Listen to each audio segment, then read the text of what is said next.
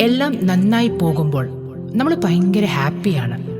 നമ്മുടെ പ്ലാനുകൾ പ്രകാരം കാര്യങ്ങൾ മുന്നോട്ട് പോകുമ്പോൾ എന്തോ ഭയങ്കര സന്തോഷം. നമ്മൾ നമ്മുടെ വിജയം ആസ്വദിക്കും. നമ്മൾ എപ്പോഴും വളരെ ഹാപ്പി ആയിട്ട് ഇങ്ങനെ മുന്നോട്ട് പോവുകയാണ്. പക്ഷേ ജീവിതത്തിൽ എപ്പോഴെങ്കിലും ഒരു കൊടുങ്കാറ്റ് ആഞ്ഞടിക്കുന്നൊരു നിമിഷം, ഒരു രോഗം നമ്മളെ പിടിപെടുമ്പോൾ, നമ്മുടെ സ്വപ്നങ്ങൾ തകരുമ്പോൾ എല്ലാം നഷ്ടപ്പെട്ടതായി നമുക്ക് തോന്നും. അപ്പോഴാണ് നാം ഒരാളെ ഓർക്കുന്നത്, ഈശോ. നമ്മൾ ഈശോയുടെ അടുക്കലേക്ക് ഓടിച്ചെല്ലും. നമ്മൾ കരയും, യാചിക്കും. എന്നാൽ ഈശോ തന്റെ അനന്തമായ കാരുണ്യത്താൽ നമ്മെ സ്വാഗതം ചെയ്യും.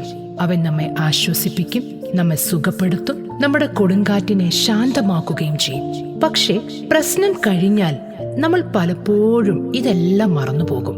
നമ്മുടെ പ്രാർത്ഥനയെല്ലാം നിലയ്ക്കും. നമ്മൾ എപ്പോഴും ക്ഷീണിതരായിരിക്കും, ഉറക്കം തൂങ്ങും. ഓർക്കുക, ഒരു പ്രതിസന്ധി വരാൻ ഒരിക്കലും കാത്തിരിക്കരുത്.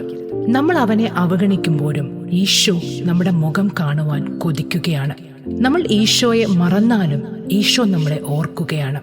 നമ്മൾ അകന്നു പോകുമ്പോഴും ഈശോ നമ്മെ പിന്തുടരുകയാണ്. കണ്ണുകളിൽ സ്നേഹവും കൈകളിൽ കൃപയുമായി നമ്മളെ തന്നെ നോക്കിയിരിക്കുകയാണ്. ഈശോ നിങ്ങളുടെ ഹൃദയവാതിലിൽ സൗമ്യമായി മുട്ടുന്നു. ഓർക്കുക, ഈശോ നിങ്ങൾക്ക് വേണ്ടി, നിങ്ങളുടെ ഹൃദയത്തിനു വേണ്ടി കൊതിക്കുകയാണ്.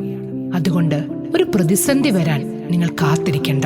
പ്രതിസന്ധി വരുന്നതിന് മുൻപ് തന്നെ, നിങ്ങളുടെ സമൃദ്ധിയുടെ കാലഘട്ടത്തിൽ തന്നെ, ആരോഗ്യമുള്ള കാലഘട്ടത്തിൽ തന്നെ, സന്തോഷമുള്ള കാലഘട്ടത്തിൽ തന്നെ ഈശോയെ അറിയുക, അവന്റെ വചനത്തെ അറിയുക.